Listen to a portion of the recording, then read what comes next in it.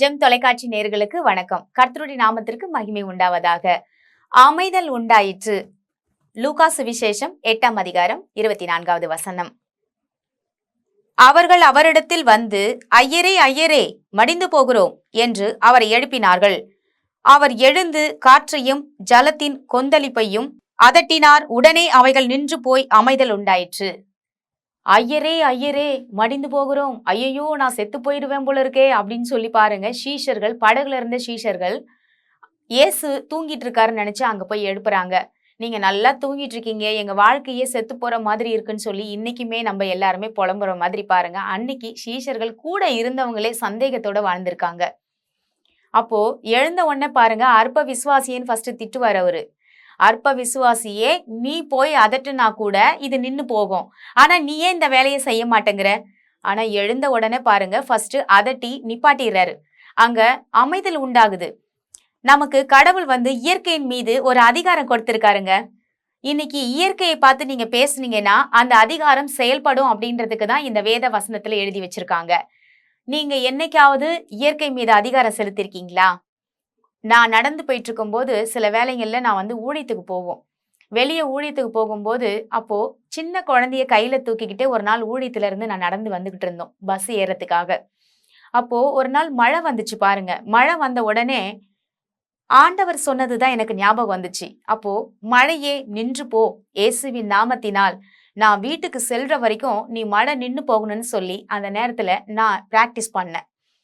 இதே வசனத்தை வச்சு பிராக்டிஸ் பண்ணேன். அப்போ பாருங்க, கரெக்டா நான் எங்க இருந்தேன் அப்படின்னா பாருங்க, சென்னையில திருவேற்காட்டுன்ற பகுதியில இருந்தேன். ஆனா திருவேற்காட்டுல இருந்து நான் சென்னை பகுதிக்கு வர வரைக்கும் பாருங்க மழையே இல்லை. அப்போ அதிகாரத்தை பயன்படுத்தி உங்க வாழ்க்கையில நீங்க எதையாவது செஞ்சு பார்த்திருக்கீங்களா? ஏசப்பா இந்த உலகத்துல நமக்கு அதிகாரம் கொடுத்திருக்கிறார். புத்திர சுவிகாரத்தின் ஆவியை நான் உங்களுக்கு கொடுத்திருக்கேன்னு சொல்லியிருக்கார். பிள்ளைன்ற அதிகாரத்தை கொடுத்துட்டார். ராஜாதி ராஜா இங்க என்ன செஞ்சிருக்காரு இயேசு பாருங்க, படகுல இருக்கும் பொழுது அவர் ஏன் அதட்டுனது மாதிரி தாங்க நாமும் கூட பிரச்சனைன்ற ஒரு கொந்தளிப்பு வரும்பொழுது, பிரச்சனைன்ற ஒரு பாருங்க அந்த இடத்துல ஒரு புயல் அடிக்கும் போது என்ன செய்யணும் அப்படின்னா எழுந்து அதட்டணும். இயேசுவின் நாமத்தினால் என் குடும்பத்துல இருக்கிற பிரச்சனையே நீ இறையாதே, அமைதல் உண்டாகு அப்படின்னு சொல்லி உங்க வாய் திறந்து என்னைக்குன்னா பேசியிருக்கீங்களா? பேசி பாருங்க, நிச்சயமாக அந்த இடத்துல ஒரு அமைதல் உண்டாகும். ஒரே கொந்தளிப்பா இருக்குங்க, ஒரே ஆக்ரோஷமா இருக்குது, குடும்பத்துல தினம் தினம் சண்டையா இருக்கு அப்படின்னு சொல்றவங்க நீங்க இந்த பிராக்டிஸ பண்ணி பாருங்க. நிச்சயமாக தேவனுக்கு மாத்திரம் அல்லங்க, தேவன் என்ன சொல்லியிருக்காரு அவரு? நான் இந்த உலகத்தை ஜெயித்தேன், நீங்களும் ஜெயிப்பீர்கள். நான் செய்த காரியத்தை விட நீங்க செய்கிற காரியம் பாருங்க, நான் செய்த காரியத்தை விட நீங்க அதை காட்டிலும் பெரிய காரியங்களை செய்வேன்னு சொல்லி ஒரு இடத்துல சொன்னார்.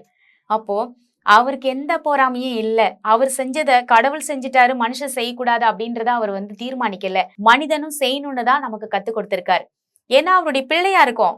என் பிள்ளைக்கு நான் கத்து கொடுக்கறது எதுக்குன்னா, இந்த உலகத்துல தப்பிச்சு வாழ்றதுக்கு, பிரச்சனை இல்லாம வாழ்றதுக்கு சொல்லி கொடுப்போமா? இல்ல பிரச்சனையோடையே நீ வாழ்ந்து, பிரச்சனையோடையே நீ அவங்க கூடயே கை கோத்து போயிடு, யாரெல்லாம் பிரச்சனையா இருக்காங்களோ அந்த மனுஷனோடயே சேர்ந்துட்டு போயிடு அப்படின்னு நம்ம சொல்லுவோமா? இல்ல. பிள்ளைங்களுக்கு கத்து கொடுப்போம். உனக்குன்னு ஒரு பிரச்சனை வரும்போதுப்பா நீ தைரியமா இருக்கணும், நீ இப்படியெல்லாம் சாதிக்கணும்னு சொல்லி கொடுப்போம், தைரியப்படுத்துவோம். தேவனும் கூட அப்படிப்பட்டவர் தான். நம்மை காட்டிலும் அவர் ரொம்ப ரொம்ப நல்லவர். அவர் அதுக்குதான் ஒரு இடத்துல சொல்றாரு பாருங்க, மீனை கேட்டா பாம்பிய கொடுப்ப, இல்ல அப்பத்தை கேட்டா கல்ல கொடுப்பியா? பொல்லாத தகப்பனாகிய தாய்மார்களும் நீங்களே அதை கொடுக்கும்போது, நல்லதை கொடுக்கும்போது உன் பரமபிதா நான் நல்லதை மட்டும்தான் கொடுப்பேன். அதுதான் பரிசுத்த ஆவியானவர். நல்ல பரிசுத்த ஆவியானவரை நமக்காக கொடுக்கப்பட்டாச்சுங்க. பரிசுத்த ஆவியானவரை உள்ள வச்சுக்கிட்டு நீங்க வெளியே போய் ஹெல்ப் கேட்கறது எந்த விதத்துல நியாயம்? அவர் உள்ள இருக்காரு. அந்த அதிகாரத்தின் தேவன் நமக்குள்ள இருக்கிறாரு. நாம பேசும்போது அதிகார தேவனும் சேர்ந்து பேசுறாரு. அந்த இடத்துல ஆளுகை பாருங்க செயல்படுகிறது. முதல் மனிதனாகி ஆதாம் அந்த ஆளுகை இழந்துட்டான். ஆனா ஆளுகையை விடவே இல்லை. இயேசு கிறிஸ்து சிலுவையின் மூலமாக மறுபடியுமாக அந்த ஆளுகைக்குள்ள நம்மள பிரவேசிக்கதான் சிலுவையை சுமந்து அந்த ரட்சிப்புக்குள்ள நடத்திட்டார். இன்னைக்கு ரட்சிக்கப்பட்ட யாவருக்கும் அதிகாரம் இருக்கு. அந்த அதிகாரத்தை சும்மா வச்சிட்டு இருக்க கூடாது. போலீஸ்காரங்க அப்படின்னா அந்த அதிகாரத்தை பயன்படுத்தணும். அப்போதான் பாருங்க அந்த வேலைக்கு ஒரு மரியாதை. தேவனுடைய பிள்ளையா இருக்கிற நீங்க அந்த அதிகாரத்தை பயன்படுத்தணும். இன்னைக்கு அதுக்காக தான் ஜெபிக்க போகிறோம். வாங்க. எங்கள் அன்பும் இரக்கமும் நிறைந்த நல்ல தகப்பனே, நாங்கள் உம்மண்டையில் வருகிறோம் சுவாமி. அமைதல் உண்டாயிற்று அப்படின்ற ஒரு தலைப்புல நாங்கள் பார்த்தோம். எப்படி அமைதியாச்சு? வாழ்க்கையில எவ்வளோ பிரச்சனை, எங்களால கண்ட்ரோல் பண்ண முடியல. நான் எவ்வளோ போராடி பார்த்துட்டேன் அப்படின்னு சொல்றவங்களுக்காக இன்னைக்கு ஆவியானவர் பேசுறது என்னன்னா, வாயை திறந்து முதலாவது அமைதல் உண்டாகட்டும் இயேசுவின் நாமத்தினால் என்று சொல்லும் பொழுது அமைதல் உண்டாகும் என்று எங்களுக்கு கற்றுக் கொடுத்தீங்கப்பா. அப்படி அமைதல் உண்டாகும் பொழுது நாங்க பல பிரச்சனையிலிருந்து விடுதலையாகி எங்க மனதளவுல நாங்கள் ஆண்டவரே ஒரு அமைதி, ஒரு ஆண்டவரே சந்தோஷம், ஒரு நிலைவரமான ஒரு ஆண்டவரே தகப்பனே ஒரு அமைதல் இருக்கிறது என்று உணரும்படியாக எங்களுக்கு நீங்க உதவி செய்றீங்க நாங்க நம்ப முடியும்ப்பா. எங்களுக்கு நீங்க அமைதல் உண்டாகதான் இந்த உலகத்தையும் இந்த பூமியும் இந்த வானத்தையும் பூமியும் படைச்சு எங்களுக்கு தேவையானதை எல்லாவற்றையும் நீங்க கொடுத்தீங்க. ஆனாலும் எங்களுக்கு இது பத்தல அது பத்தல இது வரலன்னு சொல்லி எங்களுடைய இருதயம் இல்லாதவைகளையே நினைச்சுக்கிட்டு இருக்கு. ஆனால் இல்லாதவைகளை இருக்கிறவரை போல நீர் அழைக்கிற தேவன். இல்லாத ஒன்றை நினைச்சு நாங்க கவலைப்படக்கூடாது. ஆனால் அதை அழைத்து அந்த அதிகாரத்தை பயன்படுத்தி நாங்கள் வாழ எங்களுக்கு நீங்க உதவி செய்யும்படியாக நாங்கள் வேண்டிக் கொள்கிறோம். இயேசு கிறிஸ்துவின் மூலம் ஜெபிக்கிறோம் நல்ல தகப்பனே, ஆமென். கர்த்தர் நம் அனைவரையும் ஆசீர்வதிப்பாராக. God bless you.